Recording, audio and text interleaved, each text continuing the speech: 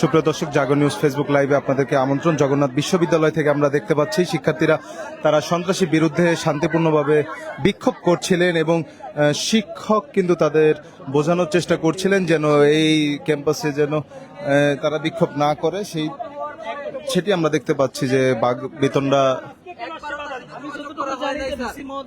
তোমাদের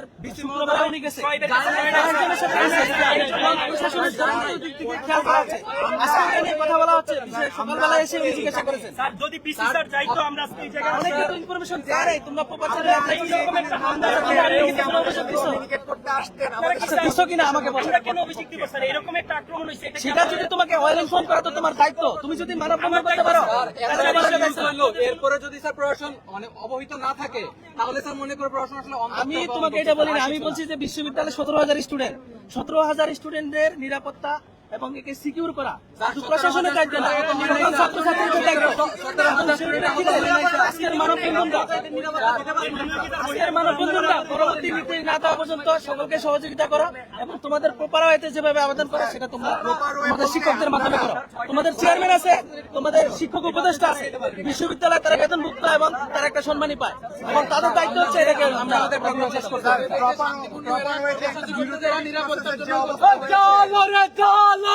আগুন জ্বালো, আগুনে জ্বালো, আগুন জ্বালো, সন্ত্রাসীদের গদিতে আগুন জ্বালো একসাথে, আগুন জ্বালো একসাথে, সন্ত্রাসীদের গদিতে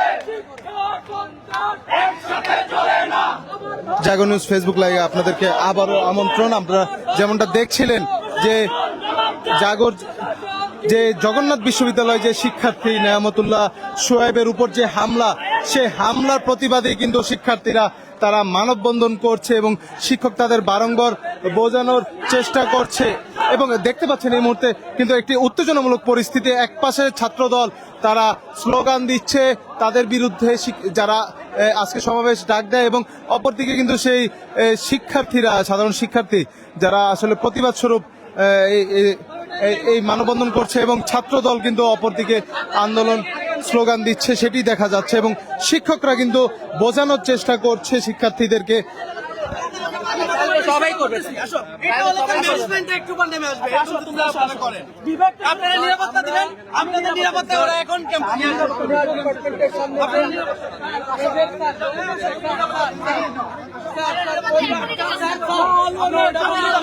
আগুন জ্বালো, আগুন জ্বালো, আমাদের দাবি, আমাদের দাবি মানতে হবে, মানতে হবে, আমাদের দাবি, আমাদের দাবি মানতে হবে, মানতে হবে। শাসন কি করে? দর্শক যেমনটা দেখছেন একপাশে কিন্তু সাধারণ শিক্ষার্থী তারা স্লোগান দিয়ে তাদের যে একজন শিক্ষার্থী নেয়ামতুল্লাহ সোয়েবের হামলার প্রতিবাদে তারা কিন্তু স্লোগান দিচ্ছে, অপরদিকে ছাত্রদল তারাও কিন্তু পাল্টাপাল্টি স্লোগান দিচ্ছে এবং ছাত্রদল কিন্তু এই যে রফিক ভবনের সামনে ছাত্রদল তারা সেখান থেকে স্লোগান দিচ্ছে এবং সাধারণ শিক্ষার্থীরা তাদের যে শিক্ষার্থী রয়েছে নেয়ামতুল্লাহ সোয়েব তার উপর যে হামলা হয় সেই হামলার প্রতিবাদে তাদের বিশ্ববিদ্যালয়ের হলপাড়া জুড়ে কিন্তু তারা স্লোগান দিচ্ছে এই মুহূর্তে।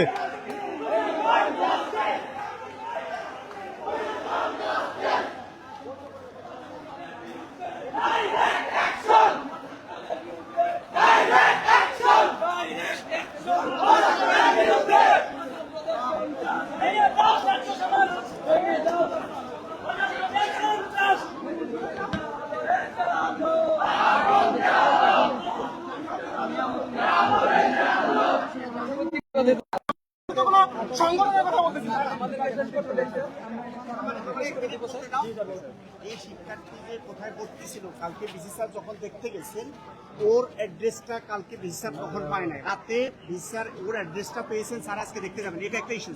দ্বিতীয় হলো তোমরা যে বিষয়টা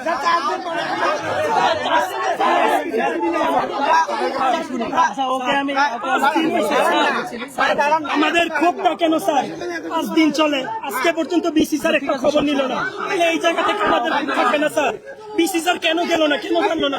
সেটা বলছি তো ডিপার্টমেন্টের সামনে মারা হয়েছে। ভাই মেসেজ কিন্তু পাইতে হবে।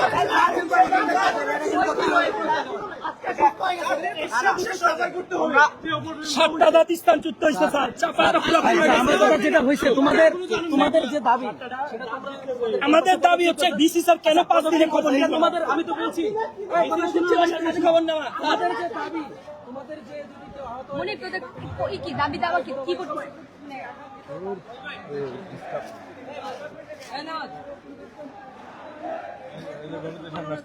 তোমার উপর হয়তো তোমাদের শিক্ষকদের মাঝে তো তারপর যদি এই বিষয়টা না হয় সেক্ষেত্রে তুমি ইয়ে করো। একদিনে কোনো বিষয় করতে পারবে না, সেগুলোকে শেষ করতে হবে। আমাদের মিছিল মিটিং সমাবেশ তোমরা হয়তো সংখ্যা অল্প, কিন্তু বড়রা যে গ্রুপটা এখানে শিবির আছে, ছাত্রদল আছে, তারা প্রোগ্রাম করার জন্য অনুমতি পায় নাই। তোমরা চাও না জনগণকে সহযোগিতা করা তোমাদের দায়িত্ব।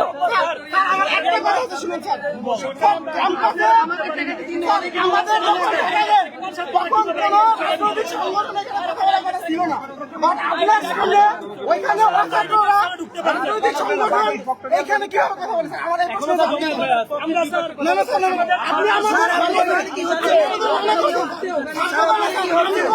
রাজনৈতিক সংগঠনের কথা বলছেন এখানে স্যার, এখানে আপনি আমাদের নিষেধ করলেন, আপনি আমাদের নিষেধ করলেন, এখানে কিভাবে আপনি বললেন?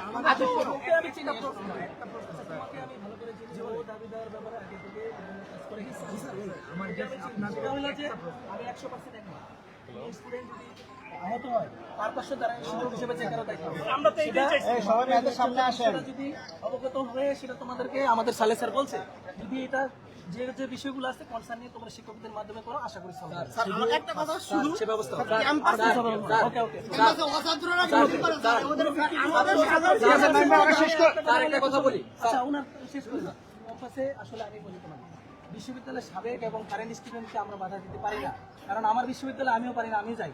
কিন্তু বিষয়টা হলো যদি কোনো সংগঠনের কেউ নেতৃত্ব দেয়, সেটা যদি আমাদের বিশ্ববিদ্যালয়ে এটা জাতীয় পর্যায়ে থেকে যদি আসে, আমি কেন আমার বিশ্ববিদ্যালয় প্রশাসন কোনো বিশ্ববিদ্যালয় প্রশাসন চেঞ্জ করতে পারবে না। আমরা পারি না। স্যার স্যার স্যার স্যার আমার একটা প্রশ্নের উত্তর দিয়ে যাবেন স্যার। স্যার এখন তো আর আওয়ামী লীগের যুগ না স্যার, এখন তো আর আওয়ামী লীগের যুগ না। আমরা দীর্ঘ 17 বছর পরে একটা ডেমোক্রেটিক সিস্টেমে স্যার নতুন একটা সিস্টেম পাইছি আমরা। ওই জায়গায় কেন আসলে ইকুইটি এবং ইকুয়ালিটি সবার জন্য সমান হবে না, সবাই কেন আসলে আপনাদের চোখে সমান হবে না, এই জিনিসটা তোমরা যেটা বলছো, আমি এখন ওখানে মিছিলটা যারা ওখানে আছে সমাগম, আমি সবগুলো এখান থেকে বের করবো। এখন কোনো ব্যানার, কোনো ধরনের মিছিল করাও কেউ দিতে পারবে না। আমি মিছিল করতে চাই। আরেকটা জিনিস আইডি কার্ড করে আপনি ঢুকতে দেন না। আমার মতো শোনো, দিশার মতো আমার ছোট ভাই আছে। ঠিক আছে আপনি কি করতেন আমার এই কথা আমার একটা বিষয় আছে, ক্যাম্পাসে যাদের আইডি কার্ড নাই তারাই আমাদের জন্য রিস্কি। ক্যাম্পাসে আইডি কার্ড আরেকটা জিনিস আমাদের ঢুকতে দেন না। আমি বলি তোমাকে এই বিষয়টা ক্লিয়ার করি। আইডি কার্ডের বিষয়টা আমরা বুঝতে পারছি, বলছি যে কোনো সহযোগী, যে কোনো সংগঠনের যাতে সহযোগী বাইরে কেউ ঢুকতে না পারে সেটাকে আমরা খেয়াল করার জন্য আইডি চেক করি। এমন না যে আইডি কারেন্ট স্টুডেন্টকে এখানে আটকানো হবে। এটা ভুল।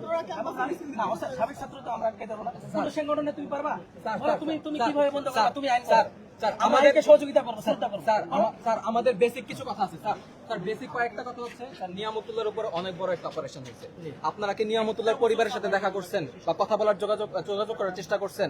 আচ্ছা সেটা নিয়ে তাদেরকে স্যার একটা এতদিন সেটা সালে স্যার আমাদের স্যার বেশ শেষ করে দাও ভাই, আমাদের ওইটাকে নিশ্চিত করে